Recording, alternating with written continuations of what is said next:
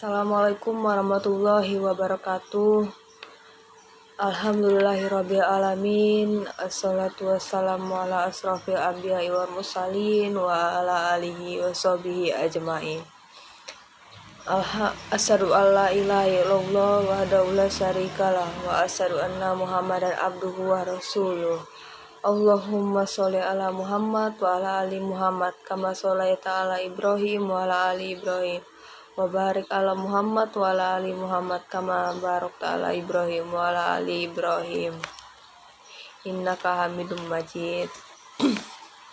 Yang terhormat kepada Bapak Zulkifli Jemain MPDI selaku dosen AIK 3 dan pada teman-teman yang berbahagia.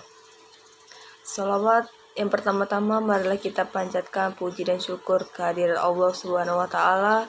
Pada kesempatan kali ini kita masih diberi kesehatan sehingga kita masih mengikuti perkuliahan online dengan keadaan sehat walafiat. Kedua kalinya salawat serta salam tidak bosan-bosannya kita tunjukkan kepada Nabi besar Nabi Muhammad SAW yang kita nantikan syafaatnya kelak di yaumul akhir.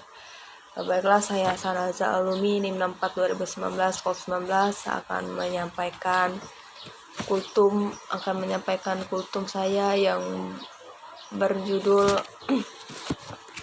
tips ketika sakit. Ketika kita sakit, kita diperintahkan Rasulullah SAW untuk berobat.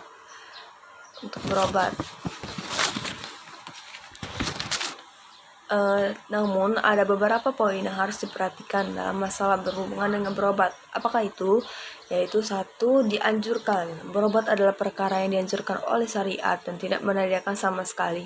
Perintah untuk sabar dengan ketentuan Allah dan ridho dan takdir Allah Subhanahu wa taala, karena menganjurkan kita untuk berobat adalah Rasulullah SAW. Yang kedua, berobat adalah wasilah. Ketika kita berobat, niat kita adalah mencari kesembuhan dari Allah Subhanahu wa taala. Jadikan berobat itu sebagai wasilah, jangan jadikan berobat itu sebagai tujuan. Yang ketiga adalah bersandar kepada Allah.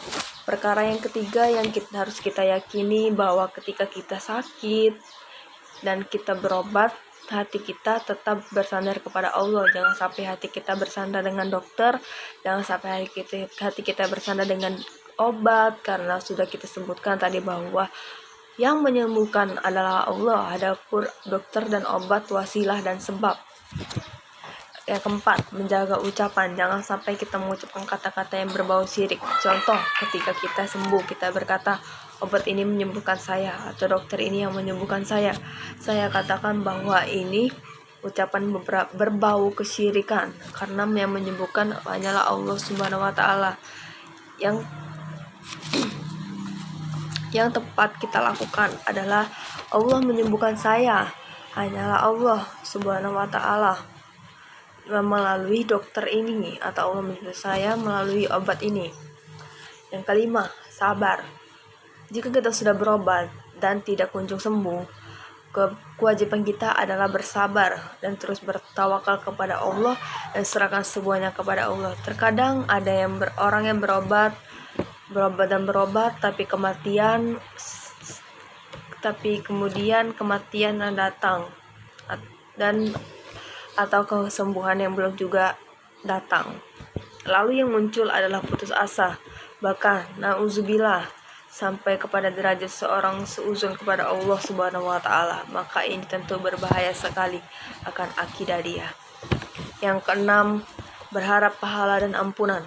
Perkara yang terakhir adalah hendaknya kita berharap kepada pahala di sisi Allah dan ampunan di sisinya, karena semua penyakit yang menimpa seorang mukmin itu hakikatnya adalah menggugurkan dosa dia dan mengangkat pahala dia. Masya Allah.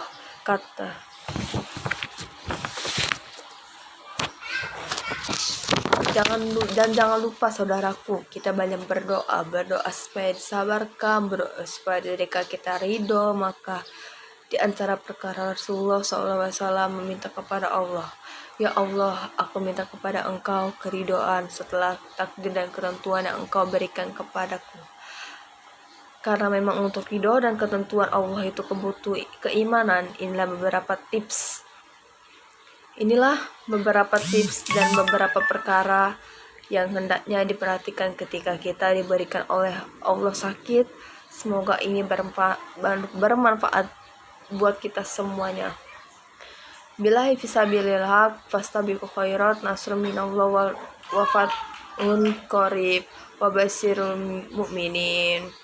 Wassalamualaikum warahmatullahi wabarakatuh.